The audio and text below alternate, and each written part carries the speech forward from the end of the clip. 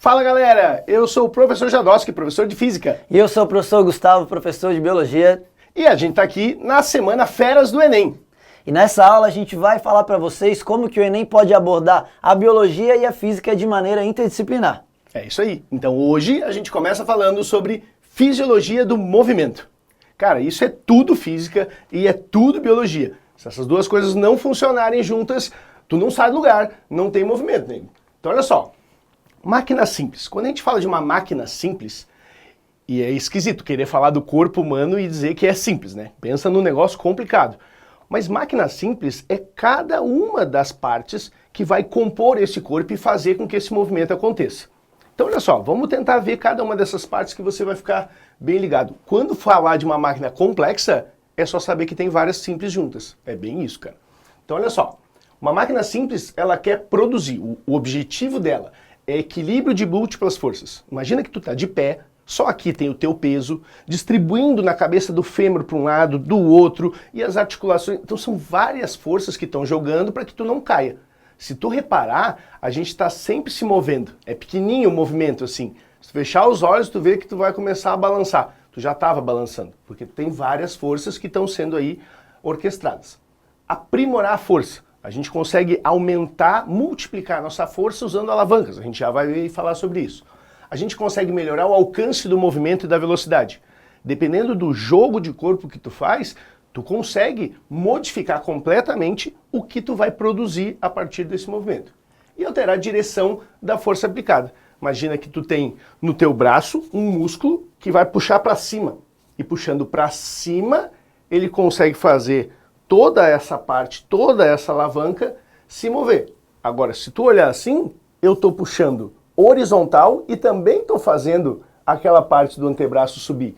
Então eu consigo mudar a direção de aplicação dependendo das polias que a gente vai conversar também daqui a pouco, beleza? Então o sistema muscular, eu quero que você entenda, o esqueleto e o músculo, quero que você entenda como aqueles desenhinhos lá do quadro, a força que a gente tem para puxar a alavanca. Então sempre tu vai ter um músculo puxa, ele contrai, ele é o agente de fazer força.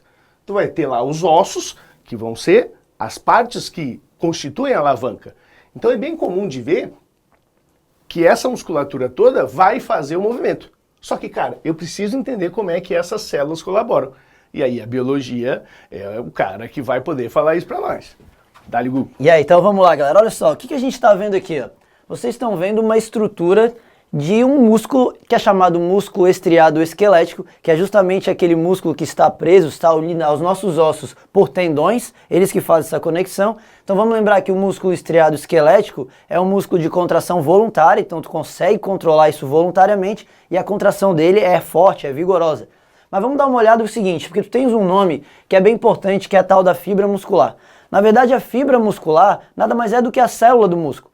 Então o teu músculo aqui, estriado esquelético, ele é formado por várias fibras, tá vendo aqui são célulazinhas cilíndricas, que é uma característica da fibra estriada esquelética, e essa fibra muscular, essa célula do músculo, ela é formada por filamentos muito fininhos, então vamos dar uma olhada aqui, ó, para vocês, filamentos muito fininhos que são chamados, olha só, miofibrilas, tá vendo aqui, ó, cada fibra muscular é formada por muitos filamentos fininhos chamados de miofibrila. E agora a gente precisa entender que essas miofibrilas são formadas por proteínas contráteis. Por isso que o teu músculo tem esse poder de contração. Então vamos dar uma olhada agora como que o músculo contrai e o que a gente precisa fazer ou ter para esse músculo contrair. Então primeiro de tudo, vamos dar uma olhada na estrutura dele primeiro. Então eu falei para ti que o músculo estriado, ele é formado por proteínas contráteis. E aqui nós temos, é mais ou menos esse movimento que vai acontecer, tá?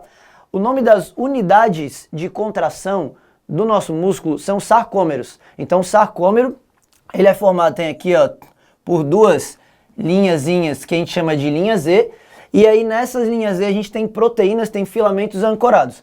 Tem a proteínazinha fininha, tá, que é a actina. Então são basicamente dois nomes importantes aqui para ti. A actina, que são esses filamentos mais finos, e a miosina, que é esse filamento proteico um pouquinho mais grosso, tá? Então tu tem miosina e actina. E o que é muito comum das questões falarem ou das pessoas acharem que acontece? Ah, na contração muscular, os filamentos de actina deslizam sobre os de miosina, como se o movimento fosse feito pelos filamentos de actina. Mas na verdade não é bem assim. O que acontece, que a gente vai ver agora, o que a gente precisa para fazer, tá vendo que a miosina ela tem algumas estruturas como se fossem umas cabeças ali. Aquilo precisa encaixar nos filamentos de actina e pensa como se fosse aqui, ó, puxando de um lado, encaixa, puxa do outro. Beleza? E aí o que tu tem, olha só a imagem passando de um sarcômero relaxado para um sarcômero contraído. Tu tem essa aproximação dessas linhas aí. Então tu vai ter isso aqui, ó, de um lado, isso aqui de um outro. Mas agora o que a gente precisa entender? Então, beleza? Eu preciso encaixar a actina na miosina e eu vou puxar e vou encurtar essas linhas aí. Então o meu sarcômero relaxado vai ficar um sarcômero contraído. Assim que funciona a contração do teu músculo. Claro que não é um processo tão simples assim. Mas a prova do Enem ela não vai te cobrar tantos detalhes em relação a essa contração. Tem uma coisa importante que tu precisa saber, para tu poder encaixar a actina na miosina e realizar essa contração, são necessárias basicamente para a prova 3 coisas. Tá? Primeiro, esse músculo precisa ser estimulado. Precisa de um estímulo nervoso, um estímulo elétrico. Então, existe aqui um neurônio que vai estimular esse músculo numa junção chamada junção neuromuscular ou placa motora. Então vai chegar o neurônio aqui, vai estar trazendo um impulso nervoso, lembra disso? Chega nessa região da sinapse, lembra a sinapse, que é aquela comunicação ali, ó? Chega nessa região da sinapse e ele vai precisar liberar um neurotransmissor. Lembra que é uma substância química para estimular o que vem na sequência, que pode ser um outro neurônio, pode ser uma glândula, mas aqui no caso vai ser a nossa musculatura. E ele vai liberar esses neurotransmissores. No caso, o neurotransmissor que estimula aqui é a acetilcolina.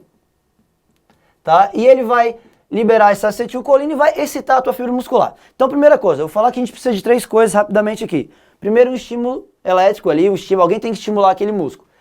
Segundo, esse estímulo vai fazer com que os retículos endoplasmáticos lá dentro da tua célula muscular, que no músculo é chamado retículo sarcoplasmático, libere cálcio.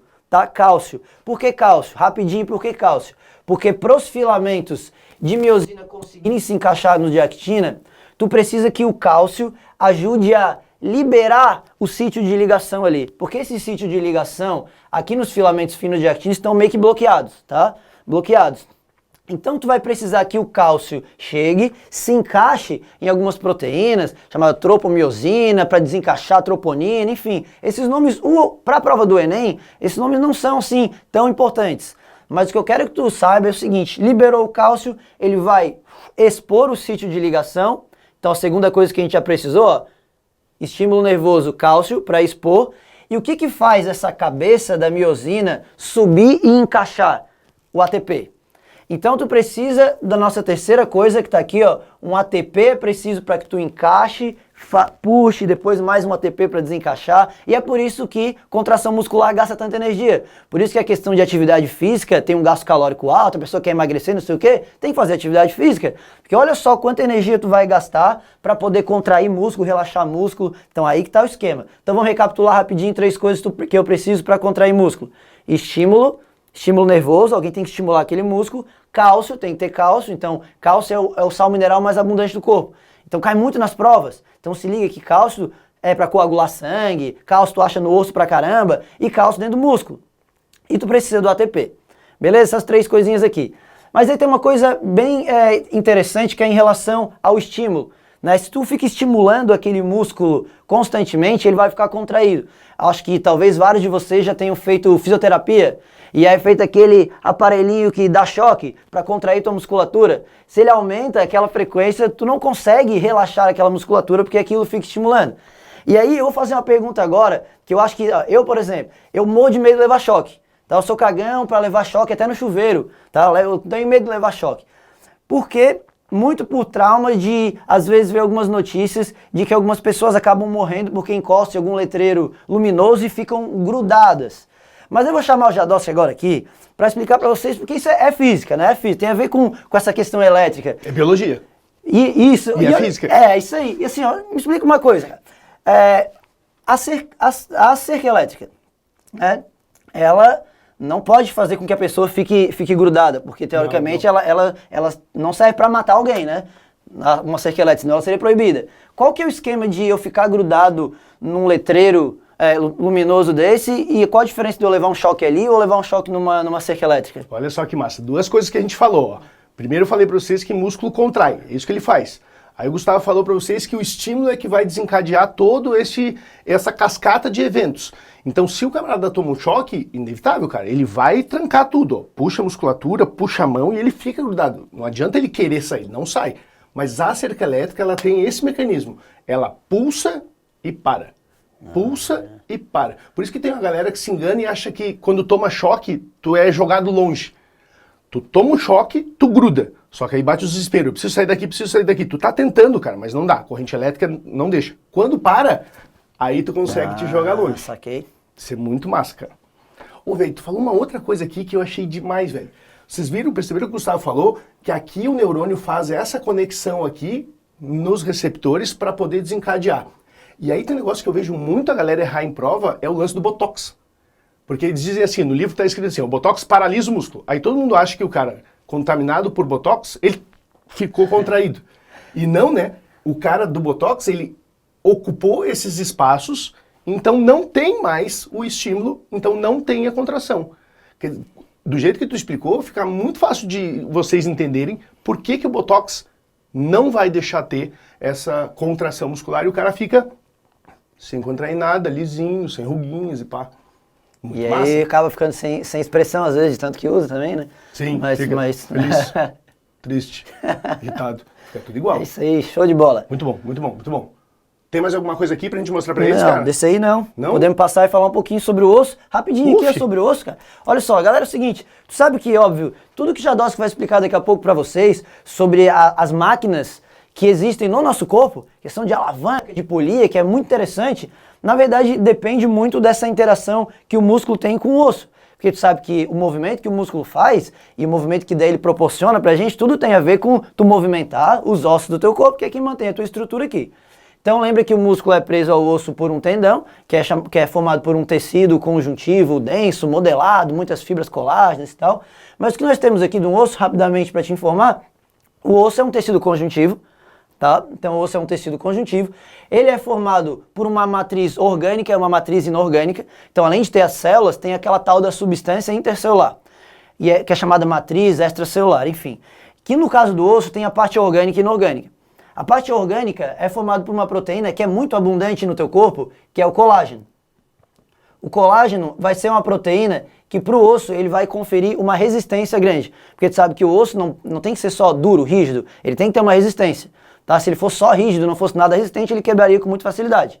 Então a gente tem o colágeno, que é o que dá a resistência, que a gente consegue ver bem quando a gente faz aquele experimento de mergulhar o osso num copo com vinagre e tal, que retira o cálcio do osso e aí tu consegue dobrar um pouco o osso, né? Essa é a matriz orgânica, tá? A matriz que confere resistência. Só que é óbvio que tu sabe que o osso é rígido pra caramba. E essa rigidez é conferida pela parte inorgânica, que é basicamente fosfato de cálcio. Então, a parte orgânica é colágeno, a parte inorgânica tem muito fósforo e muito cálcio. E aí esse osso, se tu pegar por dentro, tu vai encontrar aqui na ponta, aqui ó, pega um osso longo desse do corpo, por exemplo um fêmur da vida, ele vai ter na cabeça, que é chamada epífise, tá? Na epífise do osso, então essa ponta aqui ó, ele possui um tecido ósseo que é tecido ósseo esponjoso, tá vendo que é todo furadinho aqui, tecido ósseo esponjoso. E nessa parte central, nesse cilindro central, que é diáfise, é um tecido ósseo compacto, tá vendo? Ó, ele não tem esses furinhos todos aqui. Legal que o osso tem um canalzinho por dentro, chamado canal medular, tá? Que enquanto o osso está se formando, ali tem medula óssea vermelha, depois a medula óssea vermelha ela vai ficar restrita à região da epífise, tá? Da região do tecido ósseo esponjoso, mas a ideia também que tu consegue observar por isso aqui é que passa muito vaso sanguíneo dentro dos ossos. Que isso é uma coisa que as questões perguntam também, qual tecido tem vaso sanguíneo e qual tecido não tem. Então assim, ao contrário do tecido cartilaginoso, que é avascular, o tecido ósseo, ele é altamente vascularizado. Até por isso dá importância, tu sabe que se tu quebra um osso, ele vai se reconstituir. Como que ele vai se reconstituir? Ele precisa que seja mandado mais cálcio para ele, então como que vai ser mandado mais cálcio se não tivesse vaso sanguíneo ali, entendeu? Então esse poder de regeneração que o osso tem, passa muito por ele ter também vários vasos sanguíneos ali dentro. Então esse esqueminha, músculo, interação, puxando o osso e tal. Agora, tá, a gente vai precisar entender que o que vai dar a tua diferença, a mobilidade, são as tuas articulações. Lembra quando tu estuda zoologia, tu estuda um filo que é o filo dominante no nosso planeta, que é o filo dos artrópodes. E aí tu estuda várias características que fizeram com que os artrópodes conquistassem basicamente o mundo inteiro. Aí tu sabe, exoesqueleto de quitina, uns têm asa, não sei o quê. Mas tem uma coisa muito interessante, que o nome artrópode, tá? Significa ali os apêndices articulados. Então o lance da articulação é o que proporciona esse movimento. Então a ideia é que a gente agora o Jadowski vai falar para vocês dos tipos, tá, de máquinas que a gente tem que formam essas articulações, mas a gente já se liga que a gente tem várias aqui, né? Algumas com uma mobilidade maior, outras com uma mobilidade menor, então tem algumas que fazem movimentos bem restritos, como aqui os do nosso quadril, essa bacia, o joelho, um tipo de movimento que ele faz, tu sabe que tu não pode botar o joelho pro lado ali e tal, vários ligamentos não permitem. O ombro, a articulação que faz basicamente o maior número de movimentos que a gente tem, o que dá muita importância também na evolução, né, que a gente passou a usar muito os braços. Então a ideia agora é vocês entenderem como que a física vai explicar o funcionamento dessas máquinas que nós temos no corpo. Então eu vou chamar o Jadowski aqui para falar para vocês sobre toda essa parte física. Confere aí. Massa. O Gustavo matou várias charadas agora nessa parte que ele falou dos ossos, e ele falou uma frase que ficou latejando na minha cabeça. Tudo é a interação do músculo com o osso. Então tu imagina, para fazer uma articulação dessa se mover, como é que eu vou fazer aquele osso andar, cara? Tem que ter um músculo. E aí olha só, tem um negócio muito legal de tu pensar. Se tu quer, por exemplo, mover a tua perna, tu tem que ter um músculo que começa nesse osso e termina no outro.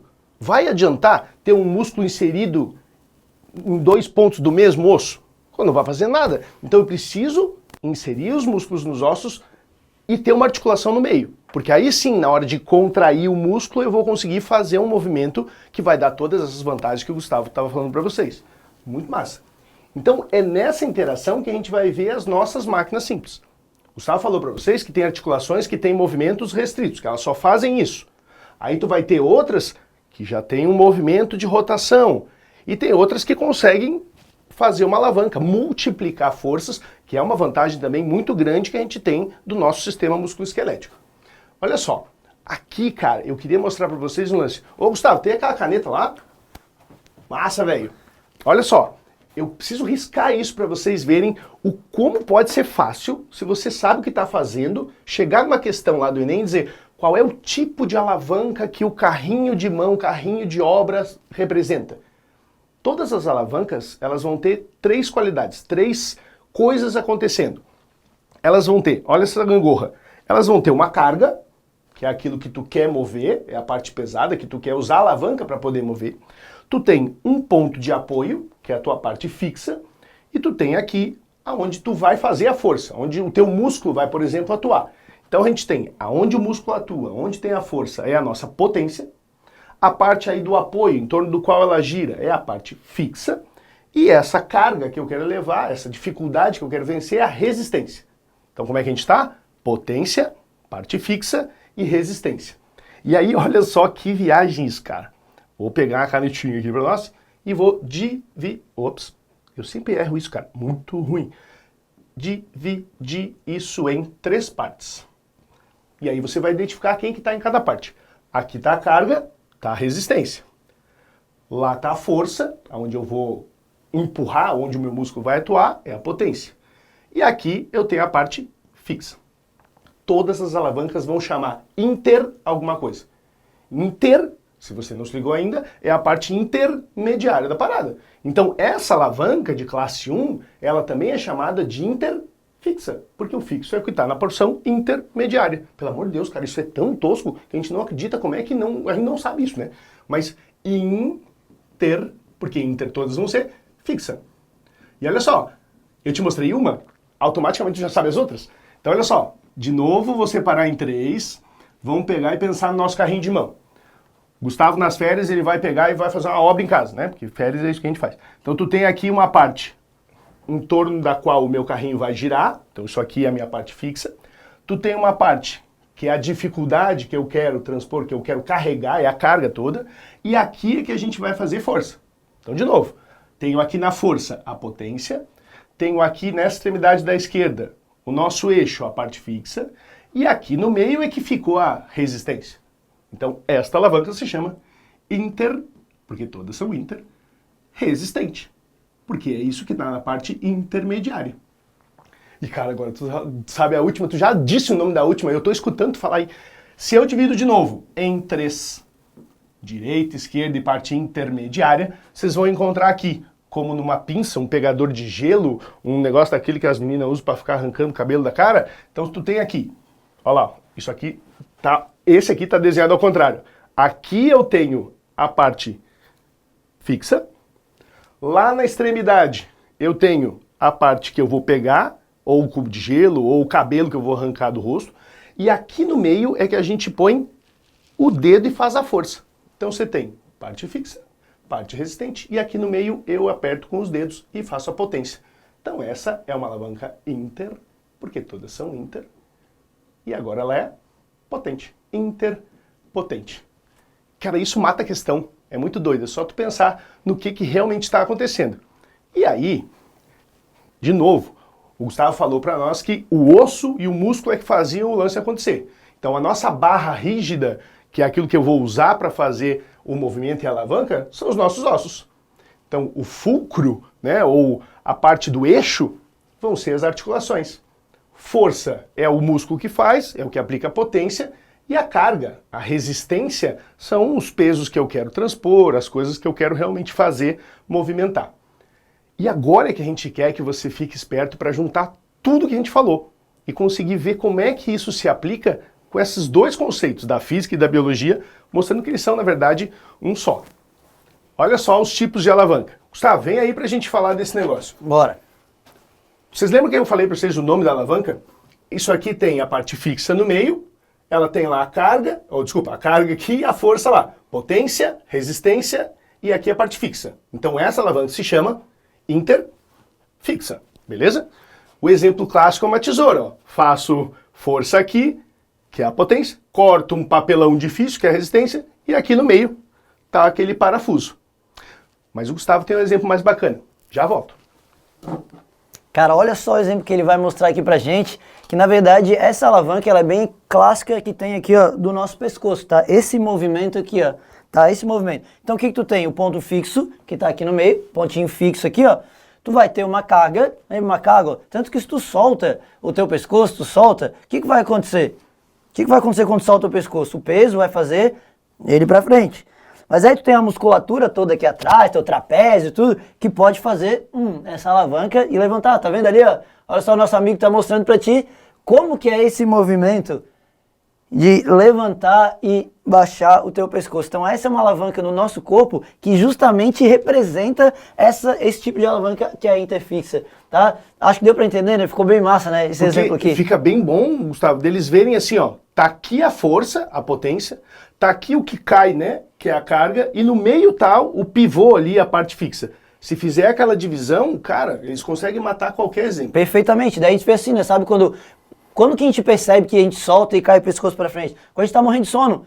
Né? Quando a gente está morrendo de sono, que a musculatura aqui atrás dá uma relaxada, a gente sabe que o nosso pescoço faz assim, ó. Vocês aí assistindo aula na escola, tá? Então ele morrendo de sono, a gente percebe, tu acha que o professor não percebe? O cara tá aqui assim, ó. E aí quando o teu músculo se dá conta de que, opa, tá caindo, acontece isso, né? Tu dá aquele...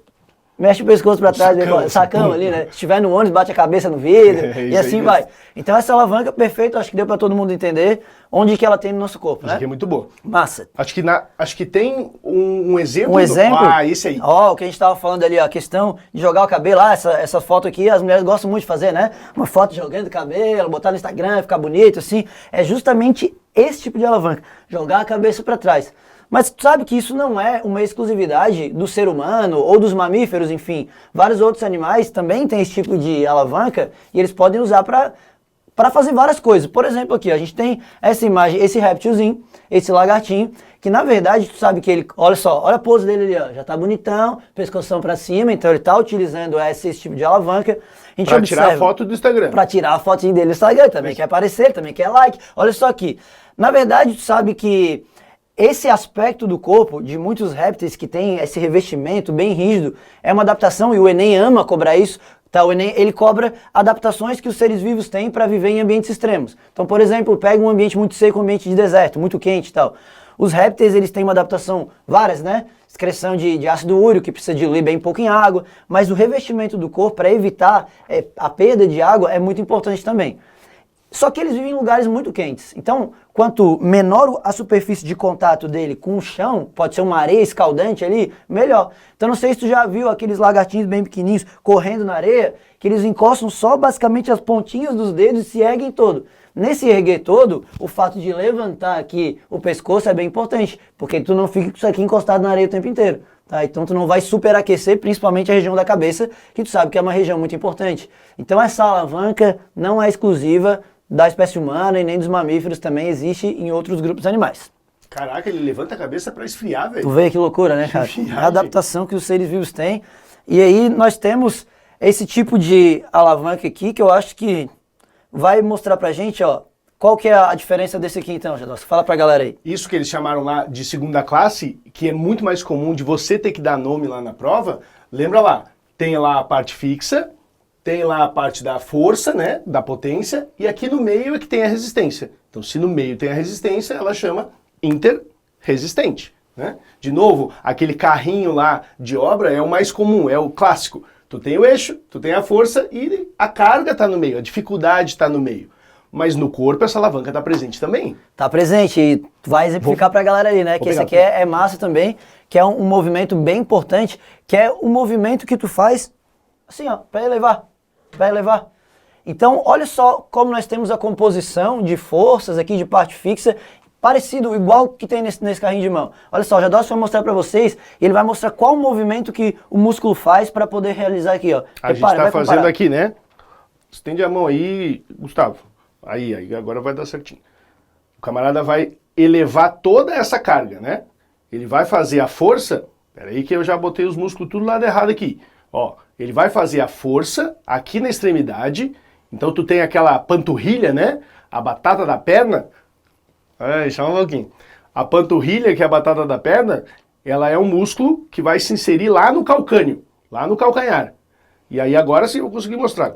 Lembra, ela vai se inserir por um tendão bem famoso que a gente tem, tendão de Aquiles, que é o tendão calcâneo, que todo mundo consegue encostar, ele é bem grande, bem grosso ali atrás. Bora. Aí olha só, o camarada vai elevar essa carga toda, que é o peso dele, ele quer elevar desse jeitão aqui. Vai fixar lá na ponta e vai fazer a força aqui na outra extremidade. Olha lá, ó. Fez a força puxando para cima e lá em torno do eixo que está no dedo lá do Gustavo, eu consigo fazer a minha alavanca. Eixo, parte fixa, força e a potência, e aqui no meio a carga, a resistência. Interresistente. Altas essa alavanca. Essa alavanca é massa e dá pra ver que força bastante a musculatura e pode tentar ficar andando na ponta do pé pra ver isso aqui. Andando na ponta do pé tu não vai conseguir andar por muito tempo, que a musculatura, ela vai ter que ficar puxando e contraindo o tempo inteiro pra fazer essa alavanca. Que é uma alavanca muito importante, que é o que permite a gente andar, né? É a alavanca que permite a gente andar. Cara, eles podem fazer em casa um negócio que é muito massa. Se eles se machucaram e acham que o tendão rompeu ou coisa parecida, deita o camarada na cama com o pé pra fora, pega aqui na batata da perna e aperta. Quando tu apertar, o pé do cara vai mexer. Se o tendão tá rompido, tu aperta aqui e o pé não mexe. Muito massa, velho. Loucura, cara. Muito exame massa, físico já, exame físico. Bora. Bora que a gente tem um exemplo que é legal de te mostrar na questão dessas alavancas. E a gente tem aqui, ó. O que a gente está observando na questão desse avestruz correndo atrás desse camaradinho aqui? Que o joelho dele tá virado para trás. Então, ó, é muito comum a gente achar isso, né? Vamos dar uma olhada aqui, ó. Vou até pegar um marca-texto para vocês, porque aqui é muito comum encontrar uma ave dessa e achar aqui, ó, olha só, como é que eles conseguem o nosso joelho fazer esse movimento para frente, como é que o joelho tá virado para trás. É uma loucura isso, mas na verdade, aqui não é o joelho, né? Eles têm os mesmos ossos, lembra isso aqui, lá na evolução, e o Enem gosta de cobrar isso, é chamado de órgãos homólogos, mesma origem embrionária, então tu vai encontrar os mesmos tipos de ossos no braço, por exemplo, ou na perna de um ser humano, ou de, às vezes, uma ave, às vezes um mamífero e tal, tu encontra alguns ossos parecidos, mas olha só o que a gente tem aqui.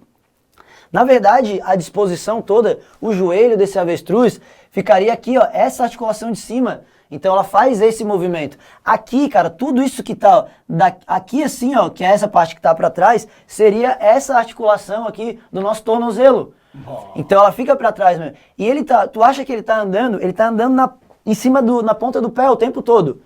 Óbvio que é um animal já adaptado para isso, mas toda essa região aqui embaixo, aqui, ó, são os ossos do que seriam os ossos do nosso pé. Então aquilo ali é o pé dele, daquele tamanho. Então por isso que tu encontra isso aqui virado para trás e acha que é o joelho, mas não é. É o tornozelo, tipo o calcanhar, o pé, e ele fica andando em cima dos dedos, né, com uma passada muito larga. Então pode atingir uma velocidade até 60 km por hora, supera facilmente a velocidade do homem. Então esse cara não teve muita sorte em fugir dele, não. Não vai dar bom.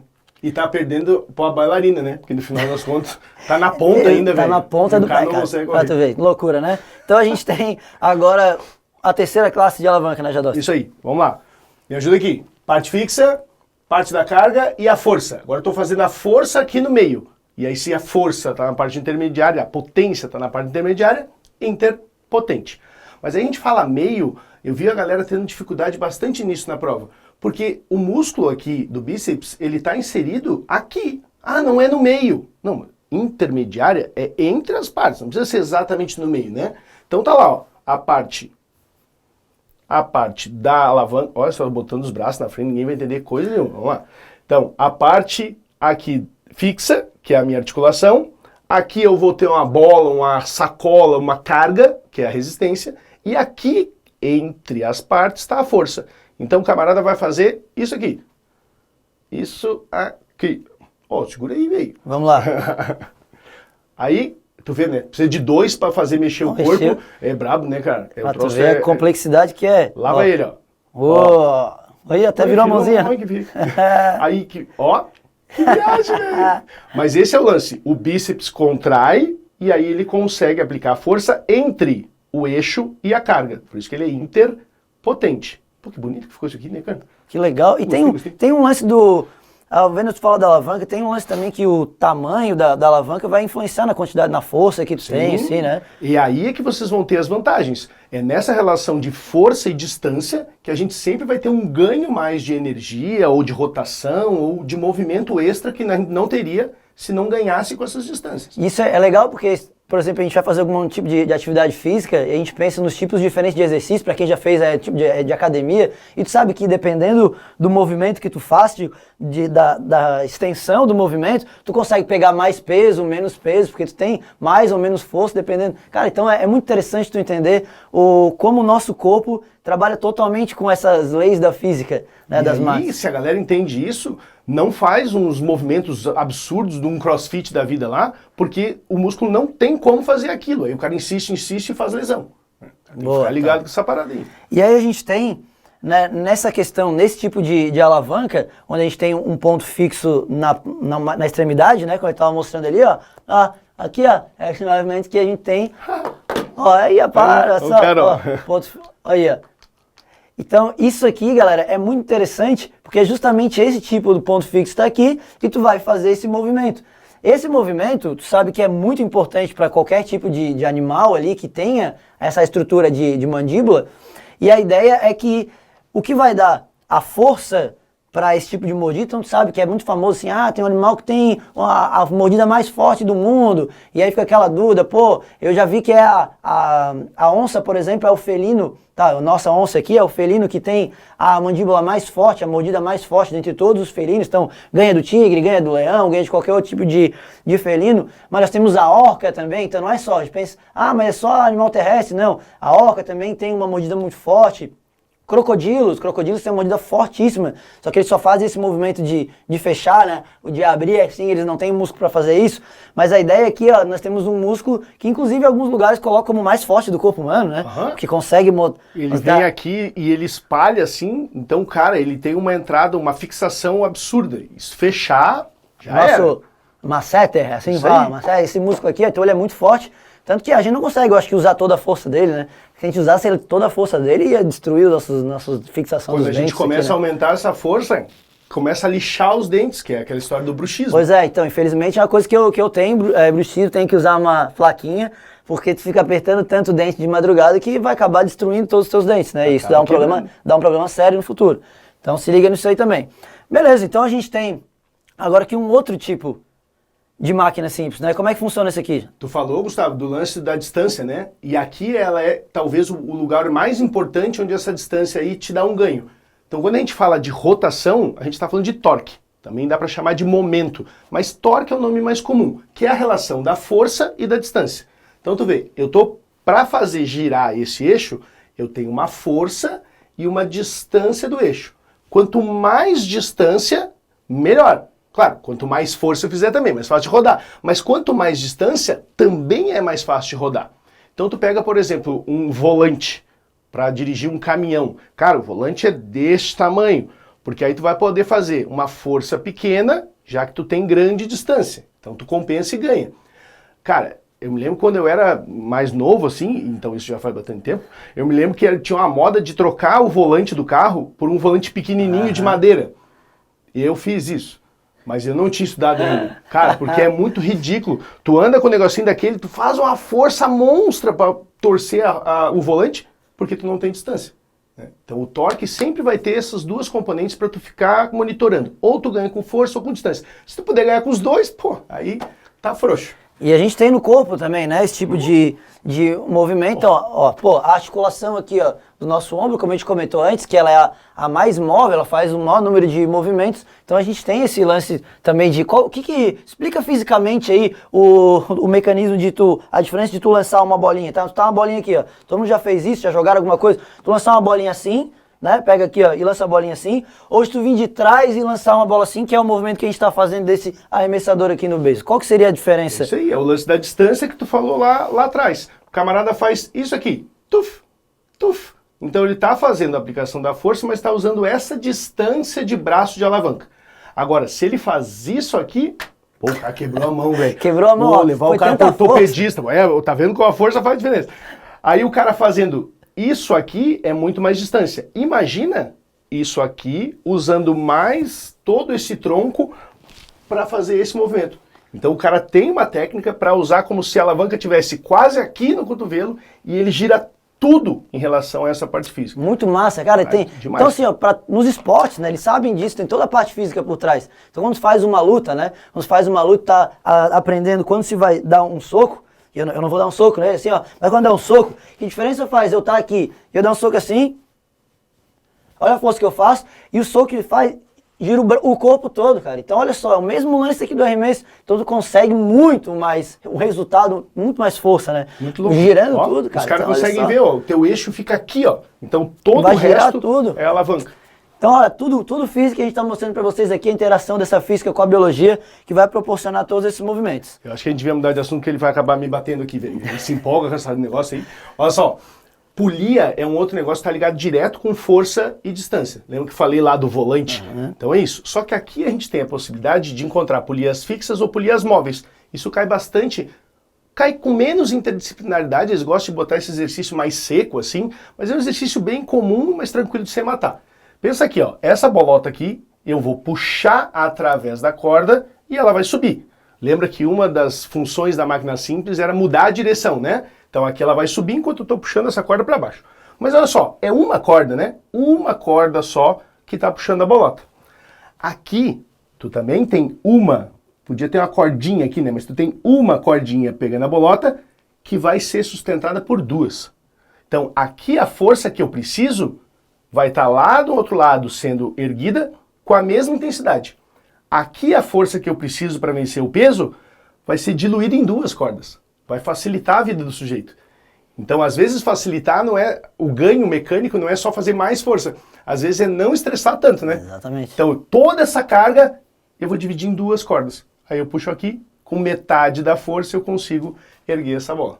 Os exercícios de academia, os aparelhos de academia usam muito isso, né? Às vezes a pessoa acha que bota um pezinho lá, acha que tá arrasando, olha só quanto peso eu tô levantando. Aí mas tem trocentas polias que divide a força, né? Então tem isso também, né? Tem que ficar ligado. E lá na academia o cara pode saber quanto que divide, porque isso vai usar na prova.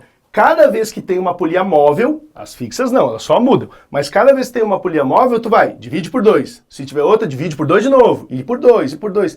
E assim vai. Massa. E no nosso corpo aí também, nós também temos, acho que dá para mostrar ali, nós também temos esse tipo de mecanismo, né, que é muito interessante. Olha só o que vocês vão ver agora da diferença que faz, cara, um ossinho que a gente tem aqui, ó, essa bolinha que é a nossa patela. A diferença que faz ter isso ou não ter a patela, ou como tu não conseguiria executar aquele tipo, ou como ela facilita esse movimento que é o que a articulação do joelho faz, né? Que é isso que a gente vai mostrar ali, cara, olha só. Isso aqui é, pra mim, a coisa mais impressionante. Eu preciso fazer esse movimento horizontal para erguer a perna, beleza. Só que aí tem essa patela no meio. Se a gente reparar, essa patela está afastando, está dando distância para a aplicação da força, que é o que a gente estava falando. Então, quando eu puxo aqui a musculatura, como se fosse uma contração, ele vem de boa. Mas se a gente tira a patela, bota ele assim de lado, ó, e tenta puxar, velho, é muita força. Tu até vai, mas sem a patela, cara, tu tem uma perda absurda. Então, como o Gustavo falou, é um ossinho miserável, cara. E aí tem gente que desloca ele fora, já diz, ó, tira isso aí de uma vez. Vai vendo, tira isso aí já era, cara, ó, fica muito leve, por causa do ganho da distância. Então lembra, força e distância. Eu ganhei na distância, não precisei sofrer tanto na força. Cara, que interessante, velho. Isso é muito interessante. Como pode uma patela, uma coisa desse tamanho, fazer tanta diferença na movimentação. Show, cara, show. Mas aí, além de falar dessa parte das máquinas, a gente tem uma coisa que é muito interessante, que é o equilíbrio, né? O que tu tens pra falar pra galera aí do equilíbrio, Jadão? Cara, equilíbrio, os caras vão poder estourar de várias maneiras assim, mas tem uma coisa que tem que saber, que aí a gente descobre na hora da prova, sozinho, o resto todo. Eu tenho a minha massa distribuída no corpo, mas eu posso imaginar um ponto que é o centro de massa, né? A concentração resultante, vamos dizer assim. Então, no nosso corpo, se tu pensar, ó, eu tenho... Porra, foda, eu tenho barriga pra frente, bunda pra trás, muita gordura, mas assim, ó, o tanto que eu tenho pra frente, eu meio que tenho pra trás. Então, se tu pensar, a média é aqui assim no meio. Vou dar um espaço pra ti aqui, quebra a cantilha. O tanto que eu tenho pra direita, o tanto que eu tenho pra esquerda, mais ou menos igual. Então, tá mais ou menos aqui no meio. Então, a gente vai ter um centro de massa, pela distribuição, que tá mais ou menos aqui, final da lombar, início das vértebras sacrais. Então, ali em S1, S2... é mais ou menos onde está o nosso centro de massa. O que tu tem que saber é que o centro de massa tem que estar bem em cima do teu ponto de apoio. Imagina que eu tenho os dois pés usados para apoiar e eu desloco meu centro de massa para cá. Se o centro de massa não estiver em cima do apoio, ele vai provocar força a uma certa distância. Torque, né? Rotação. Aí ele vai fazer isso. Vai girar. Então, esse é o jogo. Tu tem que ter centro de massa em cima da base de apoio. Por que a gente... quando abre as pernas, tem um equilíbrio mais fácil. Tu alargou a base, então tu tem mais base, teu centro de massa pode oscilar para lá e para cá, que ele não vai sair da base. Então tu não vai perder o equilíbrio. O Gustavo me lembrou de um negócio muito legal, dos idosos que andam de bengala. Olha lá, o meu centro de massa aqui e eu tenho duas pernas. Se eu tirar uma das pernas, eu nem consigo fazer, vou me apoiar na parede. Se eu tirar uma das pernas, ó, o centro de massa não está mais em cima do apoio, que é só o meu pé esquerdo. Então eu vou torcer, eu vou ter uma rotação e vou cair. Então a bengala ajuda muito o idoso. Ele bota o pé, bota a bengala, e aí quando ele vai tirar essa perna do chão, ele tem dois apoios para o centro de massa poder ficar. Isso é muito legal, cara, porque o idoso ele tem muita perda nos reflexos. Então é muita sacanagem com o idoso o envelhecimento, porque ele sabe o que está acontecendo, ele vê o que ele vai tropeçar, ele pensa no que ele quer fazer, mas o músculo não vai. E aí ele... cara, e idoso não pode cair. Tem um professor meu que fala assim, ó, ele chama carinhosamente os idosos de velho, porque ele é geriatra, então ele pode, só ele pode fazer isso. Então ele diz assim, ó, velho não pode cair, porque velho quando cai quebra, e quando quebra morre. Então a geriatria tem muita preocupação com esse lance da mobilidade, porque as quedas ali são críticas e a recuperação muitas vezes não acontece. Olha só, falei para vocês então isso, do centro de gravidade, fica ali mais ou menos na S1, S2, ali nas sacrais, e ele tem que estar em cima dessa base, beleza? Se a gente desloca, ó, bota muita massa para frente, começa a sair, e aí eu vou ter força, peso e distância. Se eu tenho força e distância, eu tenho rotação. E aí a criatura vai cair, inevitável. Olha só, Gustavo, lembra dessa história aí dos diferentes pontos aonde os diferentes animais têm o seu centro de massa? Então, lembra que nós somos animais, são chamados de bípedes, né? Temos o bipedismo. Então, quando a gente começou andar sobre as duas pernas, tu entende que aqui, ó, como o Jadowski falou, a gente tem o nosso centro de massa, bem certinho, alinhadinho com o nosso apoio. Os animais que eles não andam sobre duas pernas, eles têm deslocado esse centro de massa. Então, por que, por exemplo, pega um primata que seria hoje talvez a espécie mais próxima com o ser humano pela análise do material genético? Pega um chimpanzé, por exemplo. O chimpanzé, ele consegue ficar em pé. Um chimpanzé, um gorila, ele consegue ficar sobre as duas pernas. Só que na hora que ele for andar, fazer um deslocamento, ele não consegue, porque ele não está adaptado a ter esse alinhamento todo. Então ele vai cair. Ele vai cair. Então, repara uma coisa que acontece, e o Jadowski lembrou uma coisa bem legal aqui, que era o lance da mulher grávida, né? Então ele vai falar pra vocês, mas é basicamente o mesmo esquema que a gente encontra quando vê um chimpanzé ou um gorila andando. Quando eles andam um pouco, e eles andam, tu vê que eles arcam toda essa parte aqui pra frente, tá? E eles vão andando assim, ó. Então, o chimpanzé e o gorila, repara lá, pega um vídeo de um chimpanzé andando, correndo, ele vai assim, ó. Porque ele precisa compensar essa questão que ele tem do deslocamento do centro de massa. E a mulher grávida é basicamente isso aí, né? Como é que é o lance da mulher? Mesmo esquema, eu vi tu fazendo o gorila e enxerguei a mesma coisa, né?